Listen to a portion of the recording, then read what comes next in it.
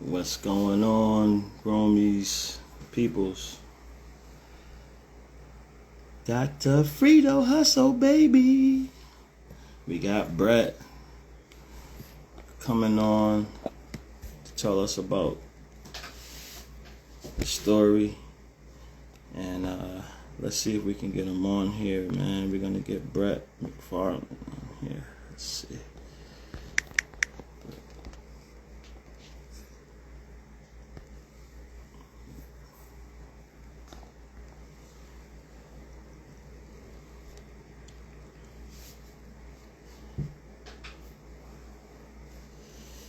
Let's see. There he is. There's Brett McFarland. What's going on? Let's get him in here. Check out his album if you haven't yet. Go check him out on Instagram. Get a little preview of. Brett, just see if you can request to join, because I sent you an invite.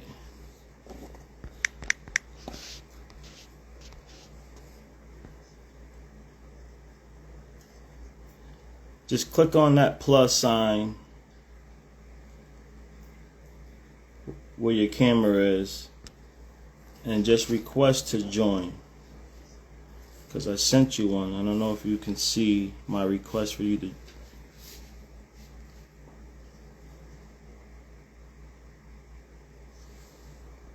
All right, here we go.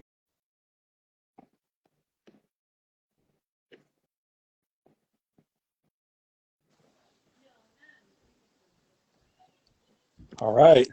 Hey, there Hey. he is. There's the star. You had me listen. You had me saying "Free the Hustle, baby" all day Oh, today. You know, I wow. was excited. Nice. That's Nice. my that's my slogan. That's my I'm using that right now. You know, thanks to you. How are you doing today?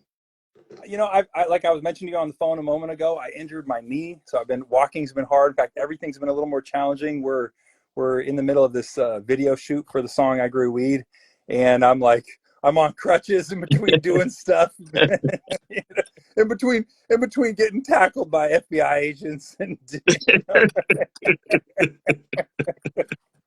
It's a beautiful thing, man. You uh, know, and to be smiling and having a great time. It's a beautiful thing, man. I love your spirit. You know. I love every. Listen, I've been looking at your Instagram and hearing your music. A good friend of mine uh, connected me with you, um, and here we are, man. And, you know, you got a great, wonderful story. You know, and that I love. I can hear it more than once. You know what I mean? And it's good to be here to hear it with you. well, thank you for having me on. I appreciate you guys setting this all up and making it happen. So thank you. Yeah, yeah, yes. Now you um the thing that I that choked me the most was you did 5 years, for growing cannabis, and you were released. When we were talking, when you got released, there was cannabis all around you, big factories, and you know, wherever you look, there's cannabis. Right now, how how how was it how how did you feel when you got released and you seen how things were? Shocked, it's like I, I, yeah, I got sentenced to 5 years in prison for growing weed and refusing to implicate others. And I get home and it's legal. And I say I get home, I got to a halfway house and they let me out for a few minutes to go get some toiletries or whatever. And I went out and there was like a line of people around the block. I just remember, and I remember like, it was like you'd expect going to the club, but it was 10 a.m. And I'm like, what? I asked somebody, what is all this? And they told me, oh, we're standing in line. This new, weed store just opened. And it's a mix of excitement and joy because it's like, oh my God, I went, it's like when I first grew my first plant, there was no such thing as legal cannabis, not recreational. There was limited medical. And so to see it start becoming more and more accepted, there's a beauty in that. Also, at the time, I'm like, it kind of stung, the prison time stung a little more, just thinking like, man, I just did all this time for this thing that now, the state is collecting tax revenues off of. Yeah, that's far out. That's, I mean, those things, you know, it kind of makes me wonder, like, where are we at right today? You know what I mean? Like, where we at with fairness, with people's lives? You know what I mean? Like, we have this one life to live, right? And then we're already governed by rules and regulations and laws, and then we have a lot of other things that's we don't need to get into, but all we kind of want is just a fair chance at this one life. Am I, you know what I mean? And then Yeah. things get changed, but there's nothing being like in your case, there's nothing being handled back to you for you doing the 5 years, and you know what I mean, like no reprimand, no Well, no, reformations and anything, no, actually, just the opposite. I'm still carrying the scars of that, and in many ways, from just being a felon and having all those rights taken away, and being discriminated against. There's just institutionalized and legal discrimination against people who have been convicted, even if they've done their time. So, like, I went to Wells Fargo to try to get a house loan. They wouldn't loan me money. And I'm like, man, you guys have been convicted of more felonies than anybody I know. How are you gonna talk? How are you gonna treat me like that? They've been all over the news, Wells Fargo. For right. but so anyway, yeah. So where you from? Where you originally from? You from Humboldt, Well, born and raised? actually, my dad was in the army, so I moved around a lot growing up, and I was born in South Dakota, but lived all over the country, different military bases, and I'd been to the West Coast as a kid. That was one of the places we lived for a few years, and I always thought the Pacific Northwest was magical. The mountains, the trees, the rivers, the ocean. There was something about it. I was like calling me, and I actually moved out here when I first visited when I was 19, and I moved out right after my 20th birthday. Moved out to Humboldt County, and yeah, I was growing vegetables here. I started a little vegetable farm because that's what I had been doing where I was living in South Dakota, and I had some of my customers would start coming up to my stand, my little vegetable stand, to buy some lettuce, and they pull out these fat wads of cash, and they pick out like a couple small bills to give me for my lettuce. And I'm looking at them, I'm like, what do you guys do? And they were like, well, we're farmers, just like you are. And I was thinking, man, that's funny because our wallets don't look the same. So that was kind of how I learned about all the weed and everything that was being grown in Humboldt. Was just it was kind of. I mean, I always knew Humboldt had a name, but I didn't know when I came here. I didn't know what I was getting into. I didn't know what this place was, and but I found my, as soon as I showed up, I was like, oh, okay, hmm, wild, rugged, outdoor country living, you know, Right. uh, mountain man stuff. I mean, because when I first was out here, it was still wasn't as it was a progression into the green rush to get everything out in the open. Back in the day, it was hidden, man. We used to put on a backpack and hike like 12 miles, and I got dropped off at 9 o'clock at night with a little backpack, and would go out onto and go out and find a spot, in the woods, and that's how it used to be. It was Yeah. different than it. And then, I mean, that was just very beginning. I showed up for the tail end of that stuff, and then pretty soon it was like, no, what you need to do is get a greenhouse, or you get a spot. You got, So anyway, yeah, that was Yeah. my How introduction to was Humboldt. those days, man? I mean, that you had to been it had to been dangerous when you know Um, those times trying to supply the medicine to people. You know what I mean? Especially in the 70s. I mean, in the 70s up to the 90s. You know what I mean? Yeah, and I moved to Humboldt in probably like 2005. So I was past some of that, some of those really heavy camp years, and like, because it's true, they went way under. They kind of were in the 60s. They were out. 70s they were out. Then camp started coming. Then they all went underground and they started like burying shipping containers and going indoors, and then Right. and then when I came here, it was like the Renaissance. It was like people were they were coming out of the Dark Ages. It was the Renaissance.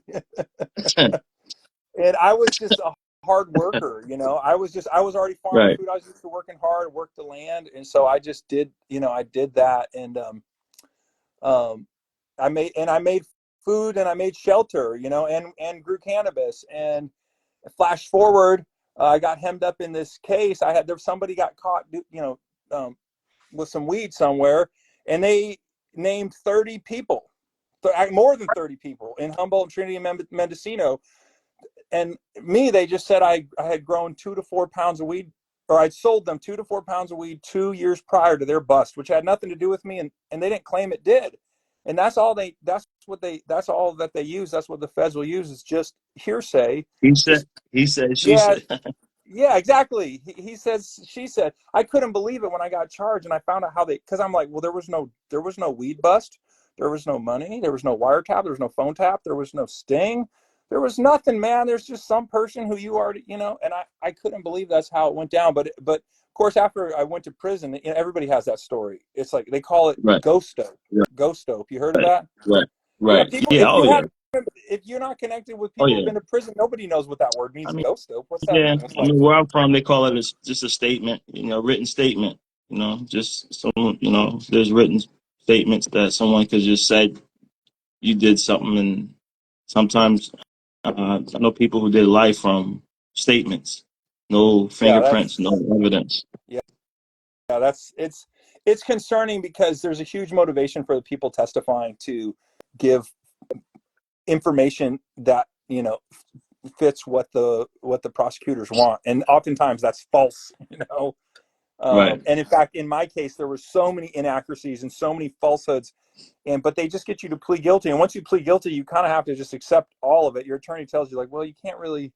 They're basically just going to put the stamp on the book and said you did all that shit, even if you didn't do all of it. If you did Right. some of it, whatever, they're just, you're guilty. So it's, but that process, I got really pissed off, and it it it motivated me to like pick up my guitar, and I started writing music to just get out the energy. In fact, I wrote a song called "I Ain't That." I'll send it to you later. All I right. ain't that, but it tells that story of like, oh, they wanted me to tell. Well, I ain't that. I ain't doing that. That's not, the one of the lines in the song is, Yeah.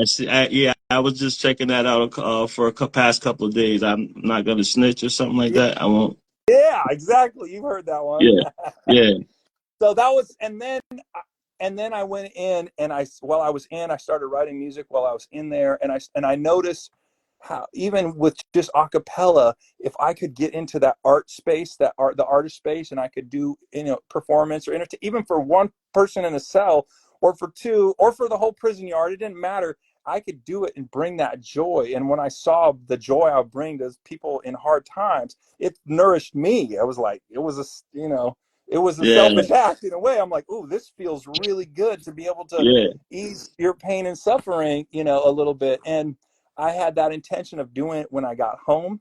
And when I got home, I just, it was a lot harder than I thought it would be. And in fact, it was a lot harder than I realized even at the time. At the time, I didn't even realize I was having such a tough time, but I got out, and it's like you have to adjust going into prison. But the thing is that you don't think about is that you have to adjust coming out.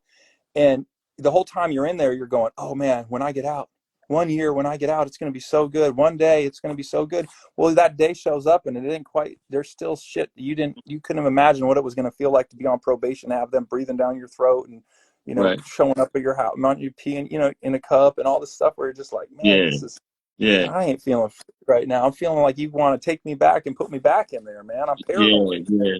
Yeah. And that, Yeah. that Needles walking on. Yeah. Right.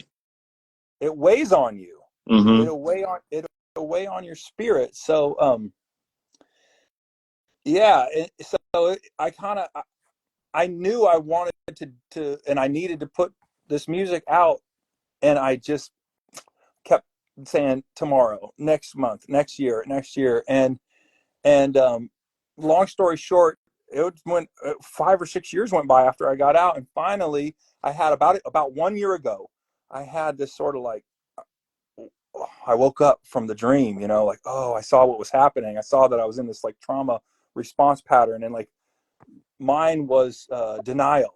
I've seen it in other people that I did time with. They have PTSD. An ambulance goes by and Right. they start like thinking, Right. the feds are after their men and guns are after them, just like you picture in like somebody from that's been to a combat. And I didn't have Yeah. that. I sometimes I have like that anxiety or paranoia or like get run of adrenaline, but I didn't hallucinate. But what I did was I just hustled and worked so hard to put everything outside of me in order, like build successful businesses so that I was safe, and people would look, and people would be like, "Oh man, you're doing so good. Look, you built that thing. It's going good. Oh, your farm's good." All the different things that you could point to outside of a person's self.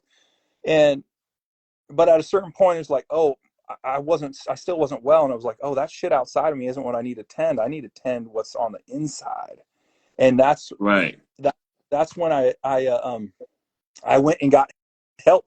I got professional help. I went and got a therapist because I'm like, I guess I'm fucked up here. I thought I was fine, and we started talking about prison, and then they want to talk about childhood and whatever. They do their stuff that they do. And I had a stigma about therapy. I don't want to go to therapy. I'm like, I don't need to talk to them. I'm fine. But my wife Right. was like, no, honey, you are not fine. she, she told me Yeah. for a while. She's like, Yeah. no, nope. Person She's close like, to you will tell you, she goes, yeah.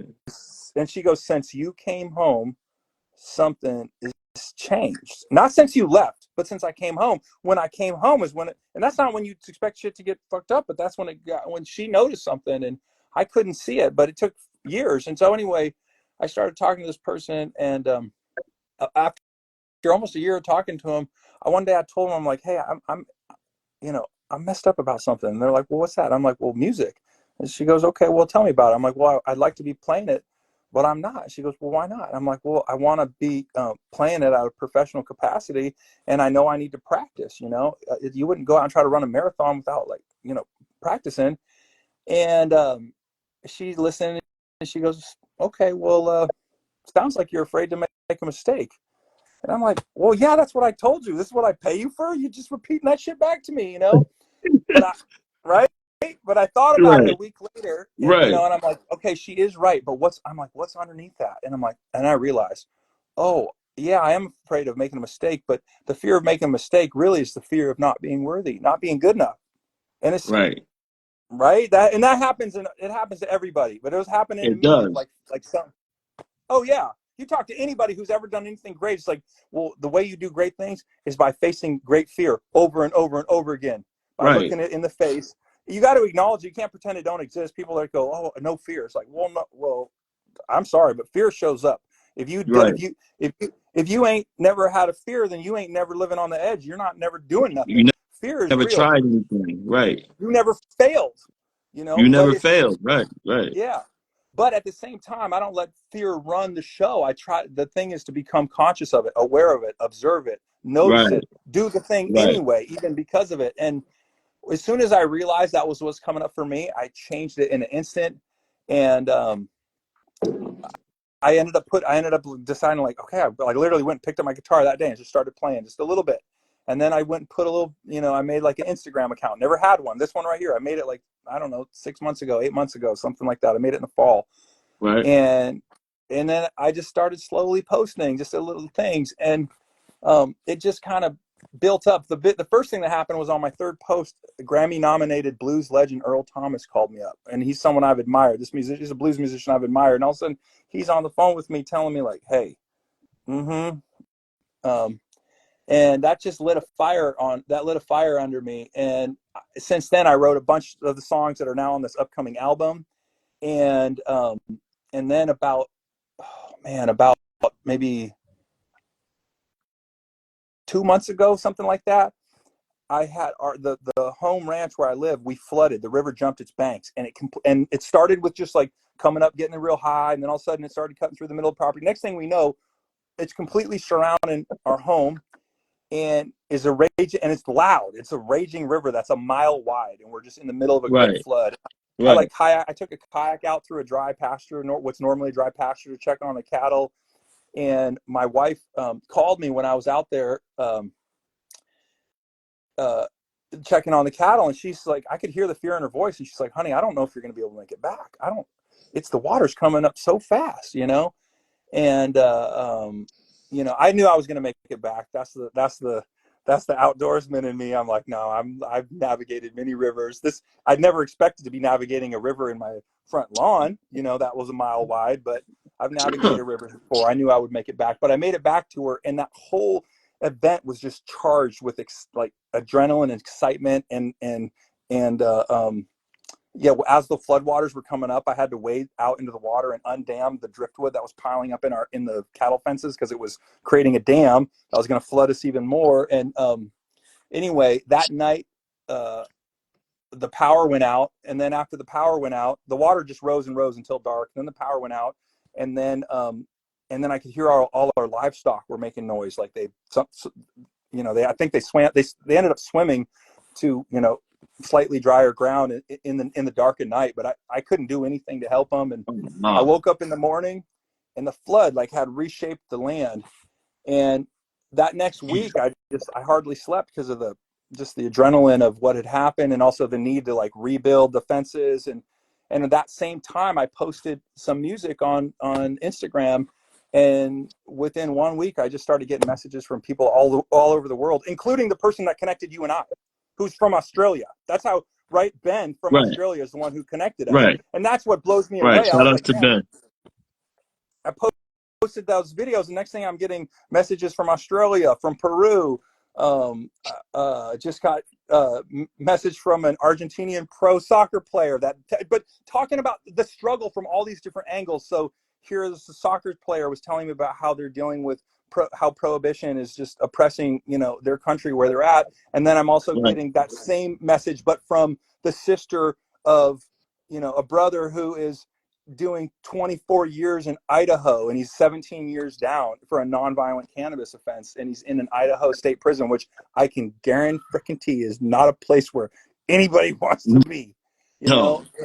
and yeah. And then at that same time, I started getting asked to play these other music events, and then and I got a message in my inbox that said, "Hey Brett, my name is Dean Miller. I'm a producer from Nashville, and if you ever need a producer, I'd love to work with you. Feel free to look me up and see some of who I worked with." And I went to this dude's um, website, and the first picture was him and Dolly Parton, and then him and Willie Nelson, and all these country stars, all these different people. And I was just like, wow, this is kind of blowing me away. So long story short, we went to Nashville, we recorded the album, and that actually was set to release 420.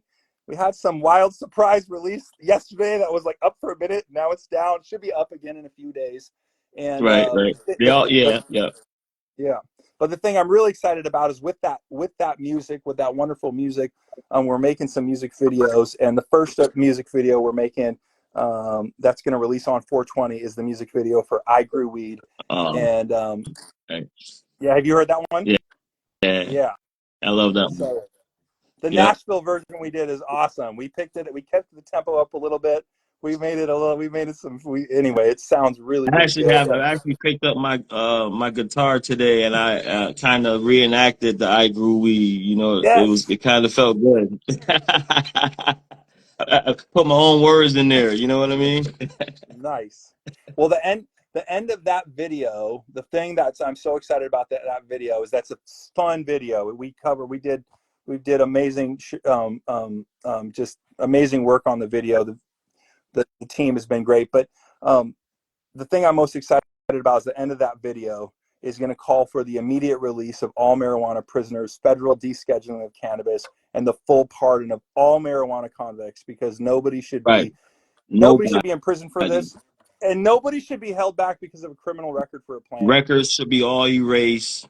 Um, I'm pretty sure. I know there's lawyers that are representing people right now. for that. You just got to get in contact with them, and I think and it's funded. But um, everything's got to get erased. It just makes sense. Well, and Biden literally ran on that. Like, I just somebody circulated a video today. I think I don't know if it was Last Prisoner Project that somebody sent me. I think it was from. It might have been from Last Prisoner Project, but they sent video of the president's campaign that he ran on, that he was going to get all these people out, and um, they really have done the minimum. They've done a token amount. And for the people that it impacted, wonderful for every one of them, because they, what, that's a win. And also, Right, we got right, work to do, man. There's a right, lot more that the president needs to do. right, right. It's a lot of work, man. And it's a lot of work that we us as people need to do too. You know what I mean? Starting with ourselves and then coming together and uniting. You know what I mean? And and taking care of this planet, man. You know what I mean? Because it's getting destroyed basically from every angle.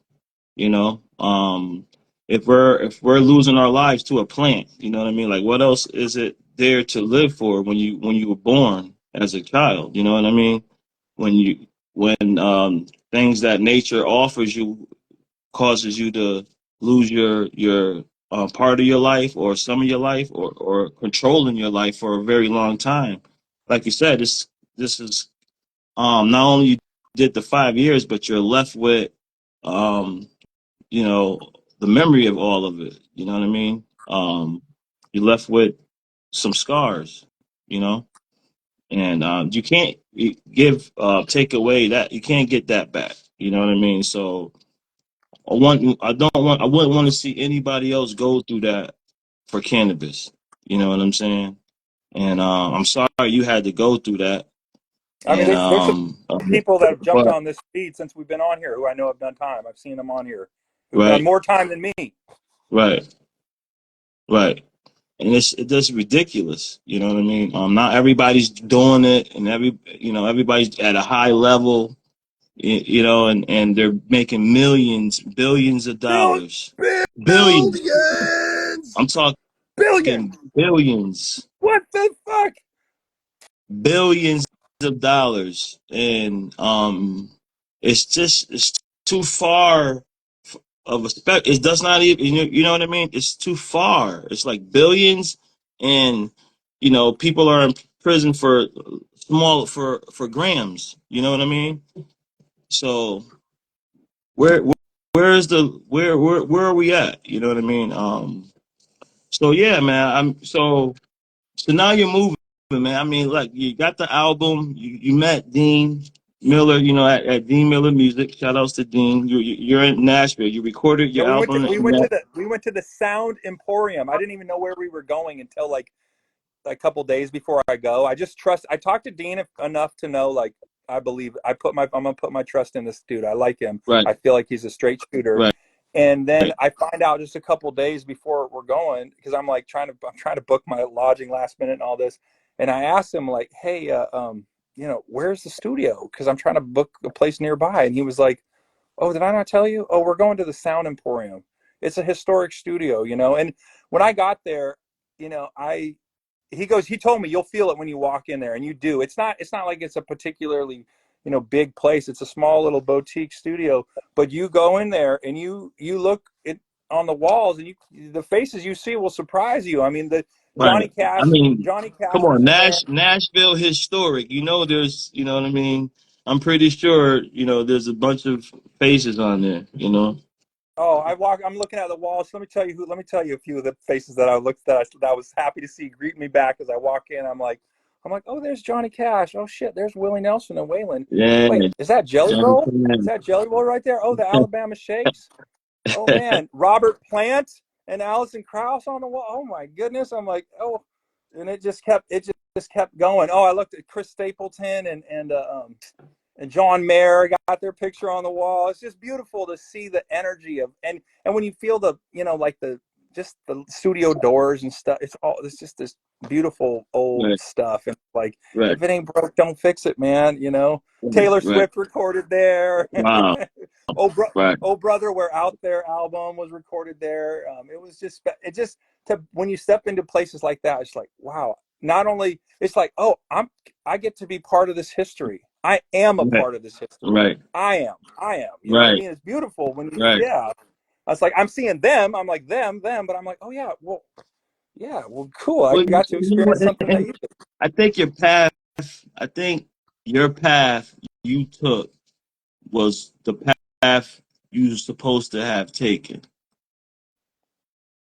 I think it was a tough path, but I could tell by your how you are, like you're feeling where you are when you was in the Nashville historic place. It seems like that joy might not have probably come if you was just you you didn't go through that path. You know what I mean?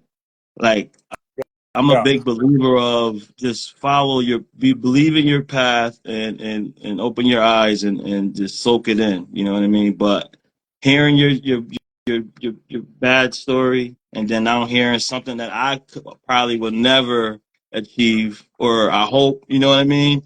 It's like a wonderful thing to like, witness. You know what I mean? So it's definitely makes me it kind of makes my checklist checks off. Like I'm a big believer of paths. You know what I mean? And I think you took the right path. there were times on my journey where I knew I'm like, oh, this is the hard part. I mean, this is going to be hard climb right here. But Right. I know this is my journey. And of course, you lose your way. You end up in the wilderness Right. in the dark without a light. You know, but I will say that while I was in prison, when I first ended up in there, I ended up in a very trippy place. I was in the desert, and there were some inmates doing some very strange things, and they had a mystery school there. And the mystery school was led by a very stocky, dark-skinned African American man, John James. He was the lead teacher in the school, and the school offered yoga and meditation twice a week. And every once in a while, they had this class.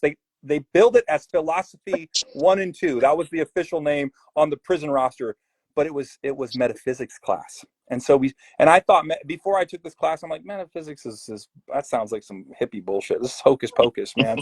But John James, he taught us mastery and the practices of mastery, which start with meditation and mindfulness so that you can observe your thoughts, and then noticing when you're running thoughts that are predominantly of scarcity, fear, doubt, lack, limitation.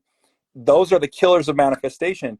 And then consciously choosing thoughts of like abundance, joy, love, more than enough.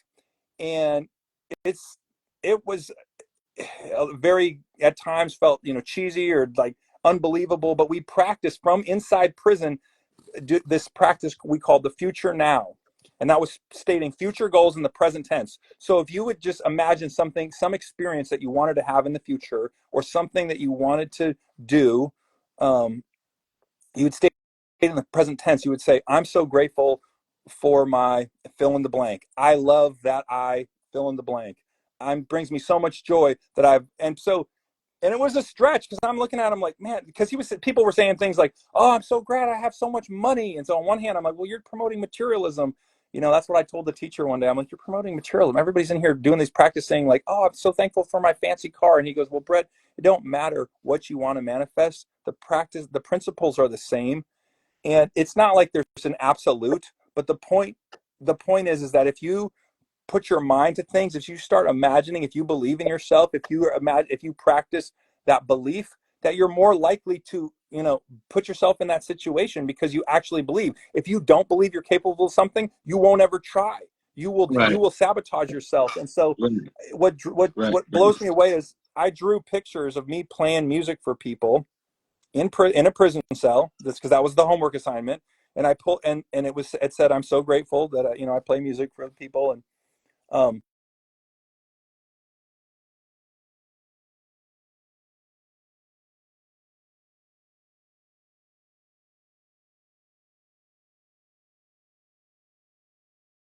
I'm like, oh shit, it's 2024. We just froze up. Did you catch all that? Yeah, well, 20, keep it going. Well, I was just I was I lost just I I was just lost you for a second. okay. I was just saying that in prison in the mystery school run by this, you know, um, by John James. He one of the homework assignments was to draw these pictures of what you wanted your life to look like. And so I drew a picture, just a stick picture of me up on a stage playing music for some people. It was one of the manifestations. It was one of the things. And I wrote, I'm so, I just love that I get to play music for the people. And then at the bottom of the page, it said, so be it. And there was a date on it. And the date was 2024. I made it in 2014, but he had us write for some reason and he didn't always have us do that, but for some reason he had us write a date 10 years out. Well, it gave me chills because I'm like, I just checked the calendar and it's 2024 right now. And that picture I drew 10 years ago is true today. Awesome, man. Manifesting is serious, I manifested a lot of things and I just didn't know when, but when it happened, I was just thankful. You know what I mean? Before I just a few things that I wanted to manifest before I go, and I just wanted some peace, man. And I mean, just some peace, you know. Oh, I mean, what's And bigger than that? what's bigger than that? I just want some peace, freedom. Truthfully, that's Right. big.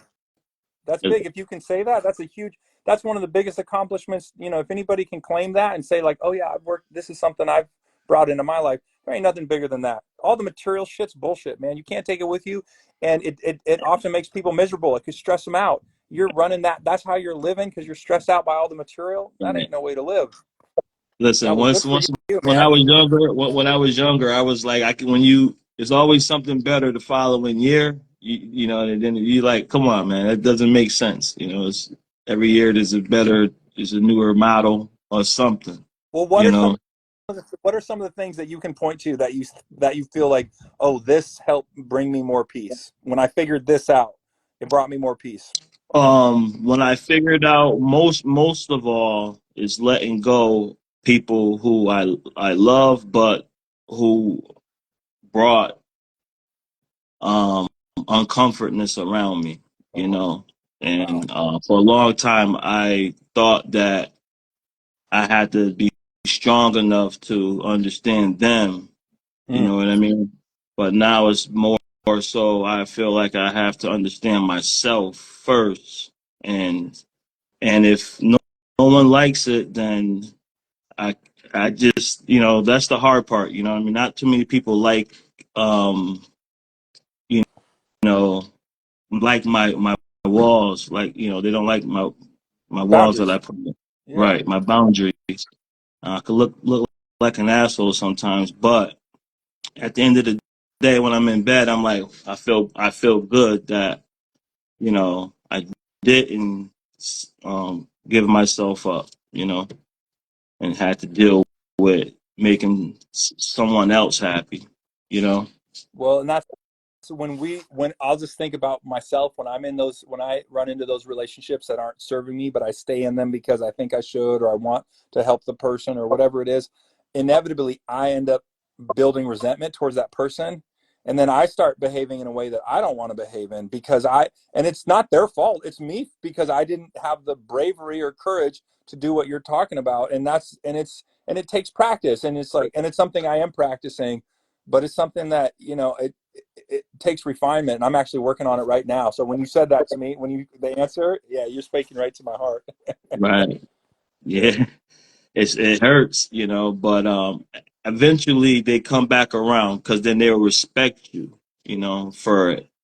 A lot of people respect you for holding you up to your boundaries after a while, because at the end of the day, when they do the math, you're not the problem. I'm not the problem, Yeah. So they have to do some thinking for themselves. But I just have to keep my end, and at the end of the day, it always works out. I'm starting to revisit people who understand my boundaries and understand what I want around me, and it ends up working out. Yeah. It just And the things separation that I brother. want around me is just Yeah. happiness. Just no complaining, no don't be upset because you can't get a car or you can't get these things. You know what I mean? Don't be upset for no reason. Because a lot of things you have control over, and there's a lot of things you don't have control over. Just focus on what you have control over, and then you can't go wrong. You know, and I have a lot of control over more control over what I don't have control over. So brings me to a better place. You know what I mean? When I control Yeah. those things. You know, but That just get back to I want to get back to asking you about something like I see you going you got events you playing at bars and stuff. How was that last event you had at the Lodger Bar? Like see you having fun there. It seems like the atmosphere looks good there oh when you're playing no, there. I mean that was a show. That was a celebration show from coming back from Nashville. The Lager Bar is a historic bar. It's if for if you ever come to Humboldt, you got to check this place out. It was built in 1899, so this is a saloon, man. But you go in there and it's kind of like it turned into a little history museum too, because they put up all these pictures on the wall. So you walk around, you're looking at, and you look on the ceiling, and they have like 12-foot chainsaw strapped to the ceiling, and all the old logging saws and picks and boots, and their hard hats, and it's just got a vibe, man. And so that show was fun, and that was a celebration of Nashville. The same week that we got asked to go to Nashville, um, uh, I was asked to play for 30,000 people in Golden Gate Park on 420, which was part of going to Nashville. Is I was like, oh, we're playing for 30,000 people. Let's show up. Let's show up, with some good music recorders. So after we blow their mind in the show and they look us up, they go, oh yeah, this is good, and I got the news about 2 weeks ago that show, the entire show, was canceled due to budget issues. With between some of the city cutbacks, and then all these cannabis companies are having a tough time, and they couldn't get the sponsorship because it was a free event. They were putting on for the public. So I was disappointed. I was bummed. I was looking forward to playing for those people, but I just put it right. I put out there to I had it in my mind. I was like, man, I think I saw somebody was doing some event on the skunk train, which is this 100-year-old train, and that goes through the redwoods of Mendocino. I was like, man, what about that? And I kid you not, like 15 minutes later, from just having that thought, those people were calling me, because I put it out. I had put it out on social media. Hey, where do you want us to play? And next thing, so we're planning to go on 420 for our celebration of the I Grew Weed official release of that video. We are going to play the 420 Skunk Train. This event is unlike, I'm pretty sure, anything in the world, man. I don't know where else. And it's in the heart of the Emerald Triangle. So this is the heart of cannabis culture. I mean, the Emerald Triangle they were growing weed, for, that's as OG as it gets. And anyway, the you go to Willits, that's the town, and you take this old train, and it's an open air train. And get this, I've heard you can smoke on the train because it's all What? open. It's open. It's like old open air box cars. There's no Okay. windows on this shit. It's like Okay. old school, man. Yeah. Anyway, um, yeah, they're setting up this incredible stage in this beautiful meadow in the redwoods, and it's going to be a heck of a show. So we're showing up. We're playing that at 420 on 420, and yeah, the only way to get there is to take the train. Right. Right. Right. Right. That's cool though. That's cool. That's an experience. Yeah, yeah. I think it's gonna be something extra special. Yeah. So, what's next, man? What you got? I know I could tell that you're gonna have a lot of good music coming up, man. Once you get rolling, and I see you. How many songs you recorded? Well, on the album Humboldt, I've recorded 13 songs for that album. What's interesting is when I got out of prison, I had all this music I was working on. In fact, that song you mentioned earlier, "Free the Hustle," that's Yeah. the album I was working on, and that music is all about prison reform, and it deals with the grit of the inside. Right. And and I actually wrote an audio. I wrote a book and recorded an audio book called "Free the Hustle" about that experience, and it has songs between the chapters. And that's kind of that was one of the ways I kept the music alive before I came public. But when I came public recently, what I realized was that where I live in Humboldt County is one of the most special places in the world, and it's the reason why I can stand the way I can stand and sing the way I can sing and be who I am is in part because of my relationship with this community and all the people that helped me since day one. It was all those people that came together, and I realized I'm like I got to do something to celebrate this place where I'm at now. That was then, and I'm going to come back around to it. My next album that I record, I believe, will be Free the Hustle, and it's going to deal with reform. That's the Right. those are the issues, and those songs are written, and Mm-hmm. many of those have been recorded acoustically, and so like on Spotify right now you can hear the acoustic versions of some of those songs.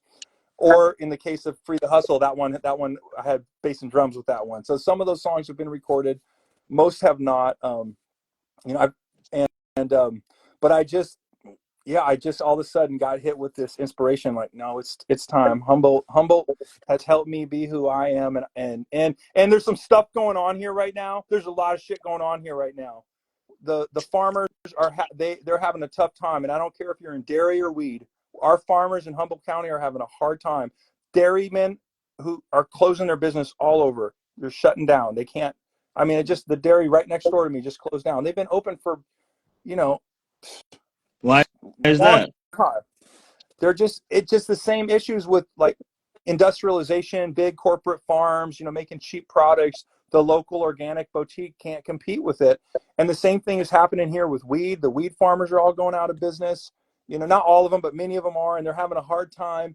And at the same time, Humboldt County is they're like there's outside interests are trying to come in here and develop this place and make it into something different. Like, for example, the feds just they auctioned off 200 square miles of our pristine ocean, right off our coast within our view shed. What we will see right now, you go to the beach, and we have some of the most beautiful beaches in the world. They're beautiful. You could be right near town, and you know what? They feel remote. Uh, you know, a lot of times not so many people. But the most important thing is when you look out over that water and you just see the ocean, and you feel the Right. vastness of it, and it's like this place that is unencumbered with all of man's, you know, bullshit. All the Right. industrial, the metal, the steel, the plastics, the hard, manipulated out there. It's just a soft ocean, man, doing its thing.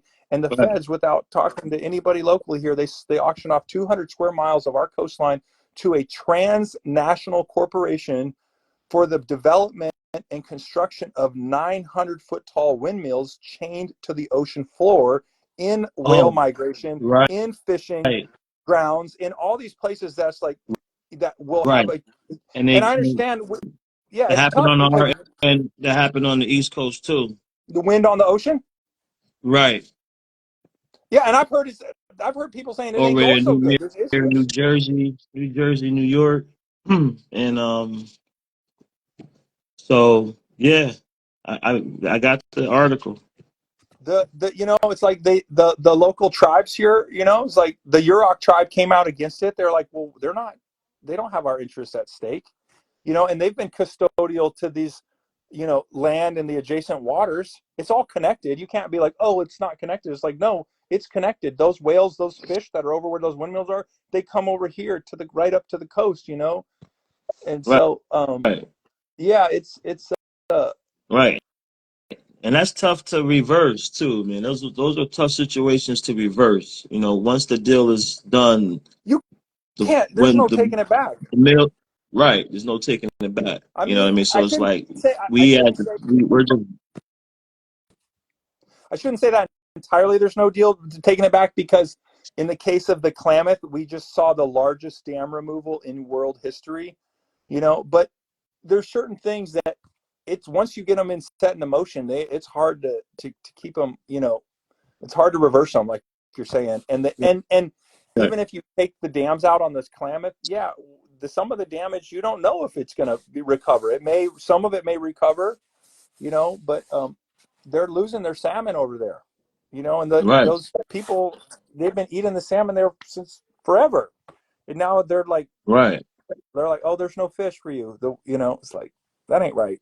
right. It's trying to have us depend on the farming fish, and um how they can what they feed the fish, and pretty soon there's going to be what they feed is what we're going to have in us. You know what I mean? So taking away in nature, it seems like what they're trying to do.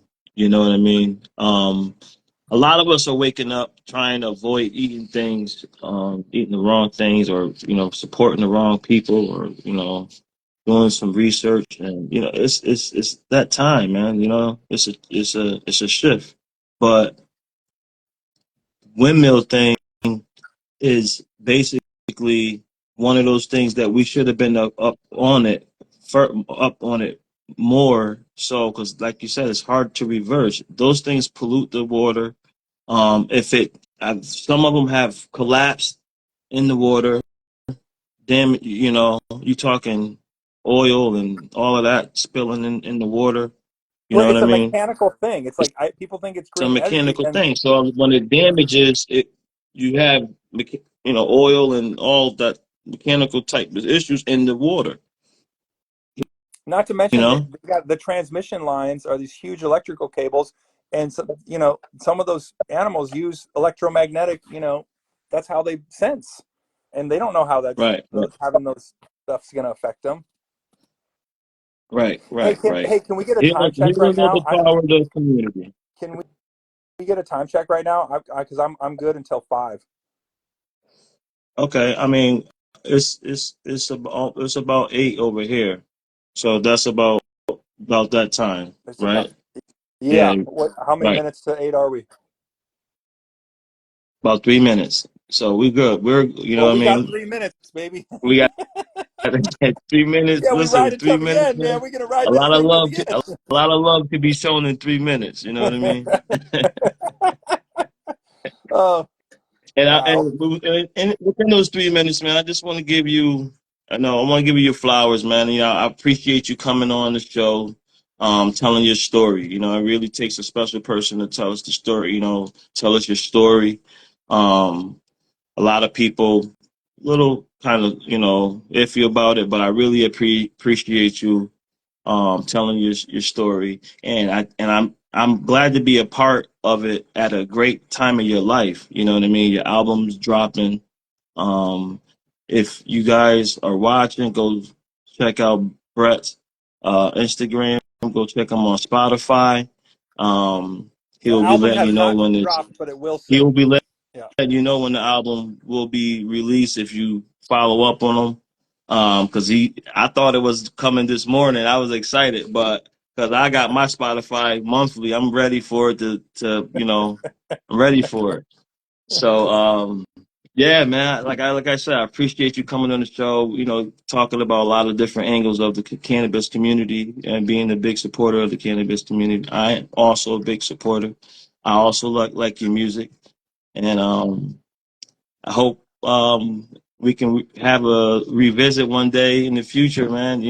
And see how things turns out. I got your number. I hit you up. That sounds good. I really appreciate the conversation, and I'm gonna remember what you said about what brings you peace. That was meaningful. Yeah, that's real. Right. Yeah, it's nice to have a real conversation with Very people. important. Yeah, thank you. Yeah. Bless. Have a blessed night. All right, you too. Good night. Bye bye.